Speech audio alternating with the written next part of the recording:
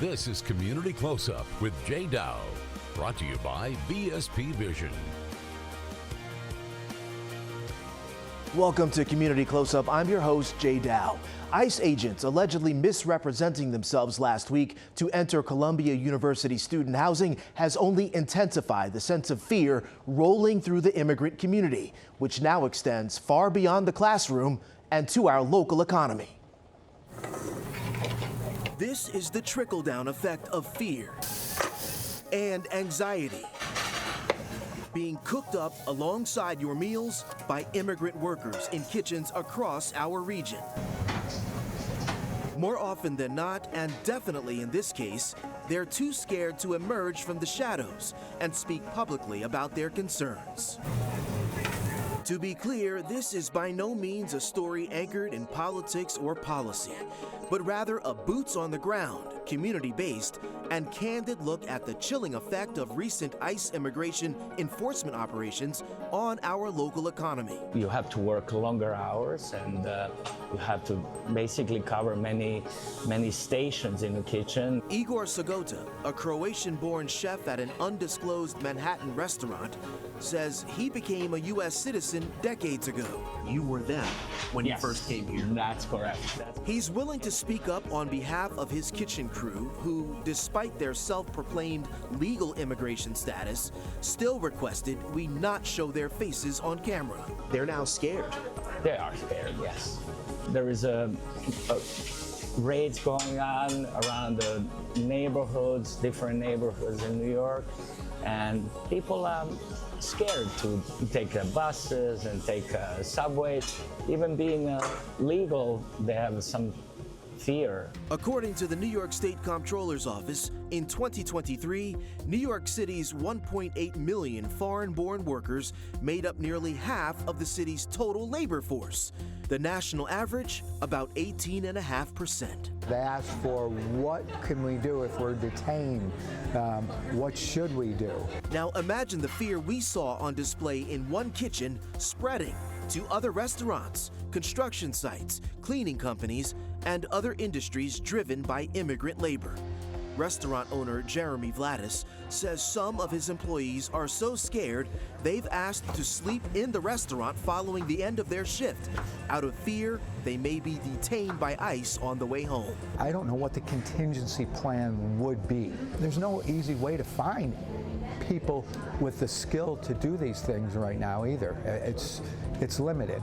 Pauling, New York resident Mark Lambert says both business owners and consumers should be concerned if the immigrant-fueled engine for our entire regional economy stalls. There is a tension that is pervasive. Last night, I got together with a friend of mine who was in our little town on a corner with a few other people with signs talking about ICE, and someone wheeled a car over and jumped out and started beating on these elderly ladies. According to a new study from the Cato Institute, a Washington, D.C.-based libertarian think tank, during the 3-decade period between 1994 and 2023, not only did immigrants nationally pay more overall in taxes than they received in benefits, they also generated $10.6 trillion more in federal, state, and local taxes than they received in government spending. If you look at the big picture here,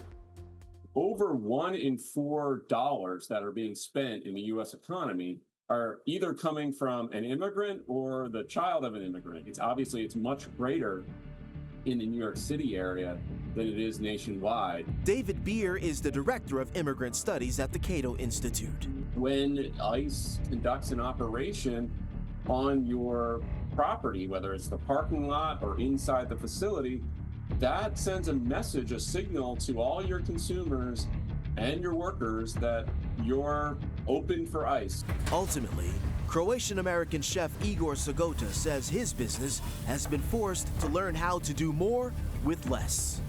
Tell me, on a busy night, ideally, how many people would you like to have on staff compared to how many you actually do? Well, I think I'm short probably 1 or 2 people that I could do with now.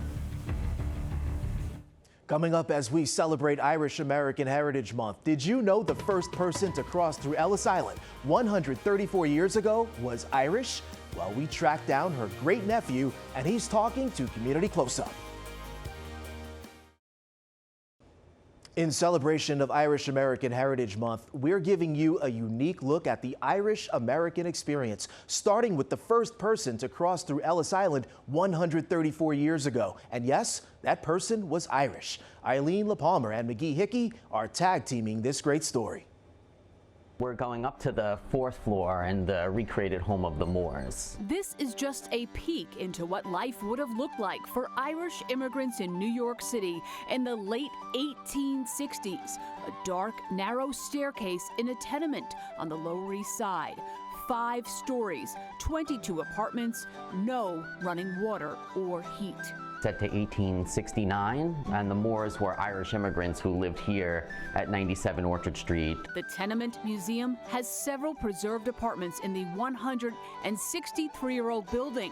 City records show Bridget and Joseph Moore lived in this exact apartment for 1 year with 3 children. It's approximately 325 square feet. This room we would probably think of today as our quote-unquote living room, a cast iron coal burning stove that they would have used for cooking, for heating. There's no indoor plumbing for the entirety of the 19th century in this building. The Moores were among the survivors of the Great Potato Famine that killed 1 million people in Ireland and sent another million sailing to America. The newcomers met with more adversity when they arrived. Challenging living conditions, encounter employment discrimination, what are effectively classified as saying, effectively no Irish need apply. But still, the Irish came. In fact, when Ellis Island opened in 1892, the very first immigrant registered was a teenage girl, Annie Moore. No relation to the Moores who lived on Orchard Street decades earlier. She was only 17 when she arrived. She came to represent the immigrant dream and, by proxy, the American dream. Genealogist Megan Smolyanak spent years researching Annie Moore and learned that history was accidentally celebrating the wrong Annie Moore for more than a century. She did a deep dive into baptismal and birth certificate records. It took me 4 years to find her, and I had to do it the old school paper trail way. Megan also found Annie Moore's direct descendants. Annie Moore was my grandaunt. She's lived out the American dream in many ways. I mean, she went from escaping, British brutality in Cork and where she lived and her parents fled from, and they really did flee. The Irish were fleeing, they just weren't emigrating. Megan, of Irish descent herself, says the struggle and staying power of Irish immigrants is not lost on her. They have their fingers in everything, whether it's politics or business or education. We're just a part of the fabric of America. On the Lower East Side, I'm Eileen Lehpamer. Now to my colleague Magee Hickey in the Bronx. Hi, I'm Magee Hickey in the North Bronx in a very welcoming community called Woodlawn. It's also known as Little Ireland. Everywhere you look on Katona Avenue, there are shamrocks and Irish flags. Just around the corner in Yonkers on McLean Avenue, there are even more Irish gift shops and Irish coffee shop, and too many Irish pubs to count. Well, I think it's the best Irish neighborhood. Woodlawn and this pocket of Yonkers are all about a sense of community, heritage, and good old Irish camaraderie. You get so many people coming in, and it's always a friendly hellos and telling stories, and it goes on throughout the year. Even doesn't matter how cold it is, someone will stop on the street and talk to you. This is one of the few neighborhoods in New York City that combines Irish-born immigrants with those who are second and third generation Irish Americans. I went to PS 19 just down the road, so it's pretty much my area. This Irish American couple from Woodlawn were out walking their dog named Finbar. Megan O'Connor and Michael Thielen just got engaged, and they're hoping to start a family here in Woodlawn. It's where everyone goes when you're Irish, and I'm proud because I'm first generation, and my dad came here, and he came to Woodlawn first with $200 in his pocket, and he made a life for himself. It's a touch of Ireland, Yes. If you've been to Ireland, Ireland is so friendly and the people are phenomenal. Woodlawn native Matt Brady was out having dinner at Rory Dolan's with his sons, 9-year-old Owen and 7-year-old Declan, in the neighborhood he grew up in. Yeah, it's a great place, and people continue to want to live here and come back and support a lot of the organizations that are here. Look around here, it's absolutely bustling. Some of the greatest people. They want to talk, laugh, welcoming to anybody who comes in. And it's all about dancing, camaraderie, and the love of the Irish having a good time. We're in arguably the liveliest pub in New York, Magee Hickey, Pix 11 News. Great teamwork on a story filed by two proud Irish-American journalists. After the break, our Shirley Chan is on the road with an amazing story of strength and perseverance and talking to a heart transplant recipient who's biking across the country one beat at a time. Stay with us.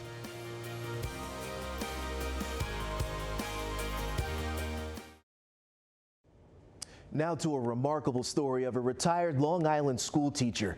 Ken Abbott was given the gift of life by an anonymous heart donor. He's now turning his gratitude into action and advocacy by biking across the country to raise awareness about organ donation. Shirley Chan has the story. Since 2018, I've biked about 70,000 miles. Ken Abbott has put more mileage on his bike than on his car. Biking is a passion near and dear to his heart, so it's fitting he's cycling to mark the 10-year anniversary of his heart transplant. And it won't be just any bike ride. We're gonna bike 3,000 miles. In early March, the 61-year-old retired science teacher from Centerport will embark on an inspiring 7-week cross-country bike ride to raise awareness about organ donation, traveling from San Diego to St. Augustine, crisscrossing 8 states, a journey of 75 miles a day to honor his own donor and all the donors and donor families who have given the second chance at life to another person, usually a stranger. My donor saved my life. Ken's story began in 2016 when he was diagnosed with sarcoidosis, a rare autoimmune disease that attacks the heart.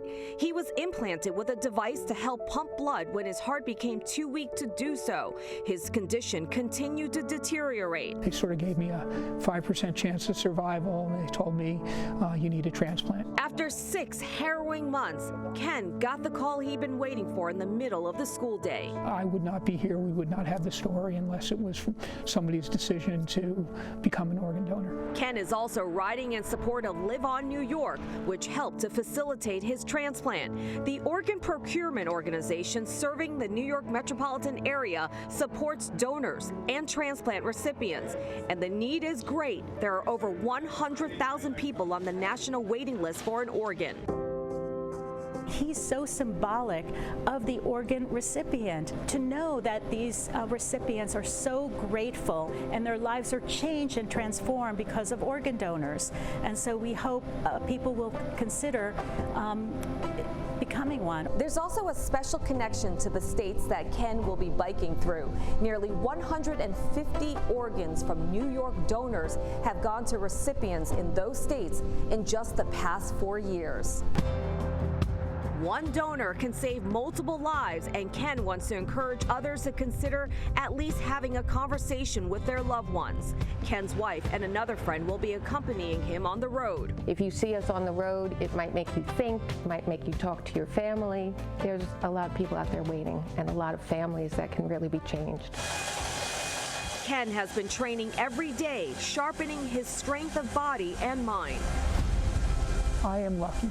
By sharing the stories, people understand how important, organ donation is. With grit and determination in his face and gratitude in his new heart, he strives to be a living, breathing example of what the generosity of organ donors can do. And coming up, Ken Abbott, the living and inspirational miracle, is here with us in the studio to tell us how he's going to manage the physical demands of the cross-country ride. Stay with us.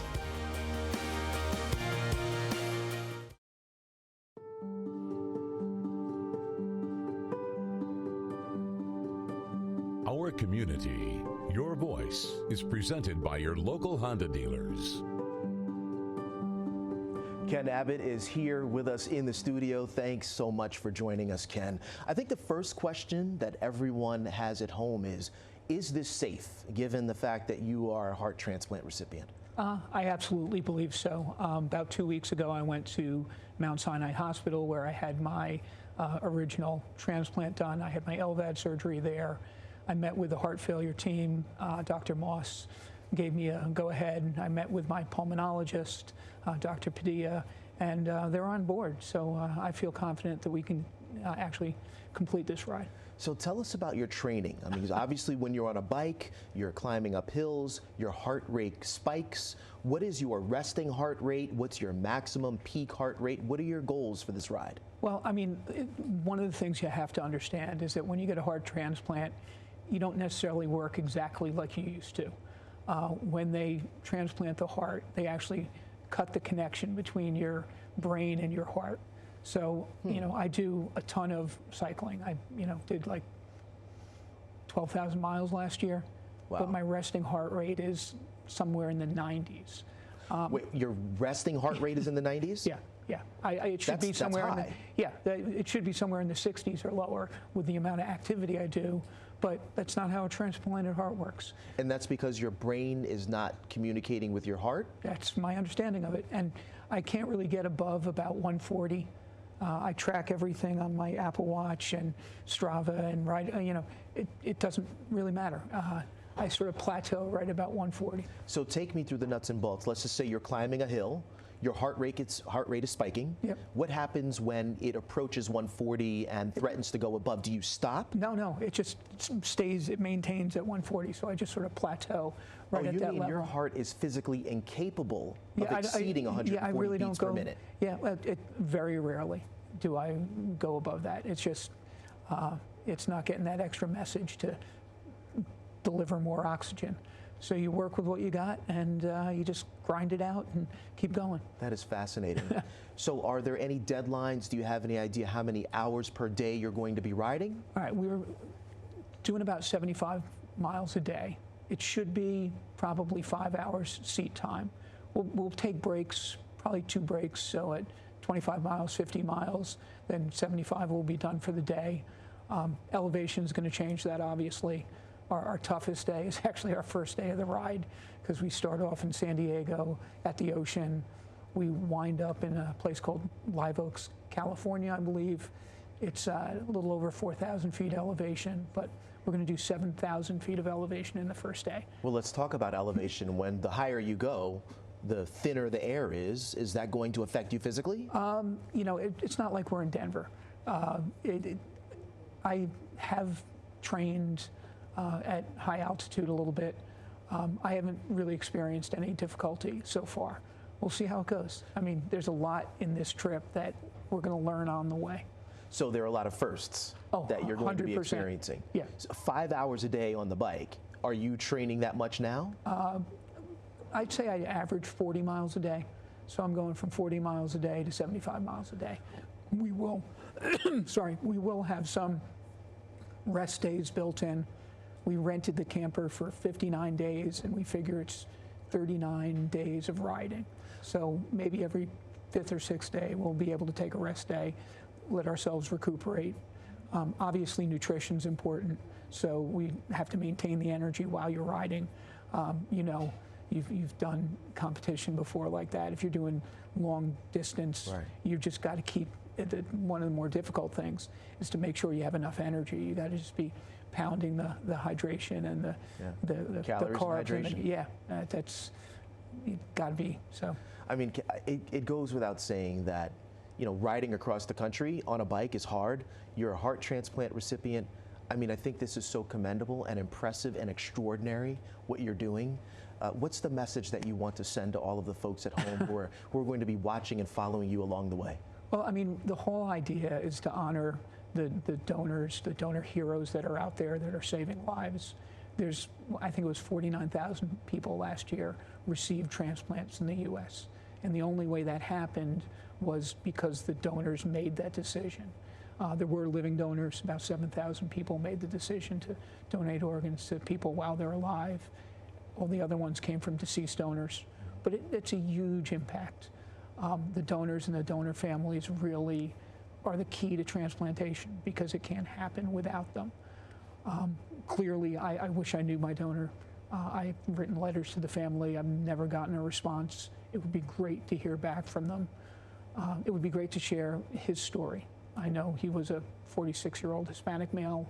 He saved my life and the lives of 2 other people. That's all I can say because that's as much information as I have. Are you hoping they'll be watching? Oh, that would be great. I mean, it would be lovely, you know, but it's their call whether or not they want to contact me. I still have the chance to tell the story that I'm here because someone else saved my life. What's it going to feel like when you cross the finish line? When you get to the... you know, the start's going to be cool. The end, you know, we're dipping the tires into the Pacific Ocean. We're going to take a sample of water from the Pacific, and then when we hit St. Augustine, we're dumping the water back into the Atlantic Ocean. And I'm confident that it's going to be, you know, fabulous for all of us. I mean, my wife will have, you know, done 7 weeks with us in an RV. My friend Pete is pedaling with me every single step of the way. You know, he'll be, you know, sharing the, you know, tough part when you're cycling is breaking the wind. So by having a training partner, a riding partner, I don't have to do all the work all the time. So it helps that Pete's joining me. But the end, it's going to be special. Ken Abbott, thank you so much. Oh, it's thank a pleasure. you. Extraordinary. So keep your ideas coming. Email us at communitycloseup@pix11.com. And if you ever miss us on the air, you can find all of our stories on pix11.com, on the web, on the Pix11 mobile app, and on your smart TV. Download the Pix11 Plus app. I'm your host, Jay Dow. See you next time on Pix11 Community Close-Up.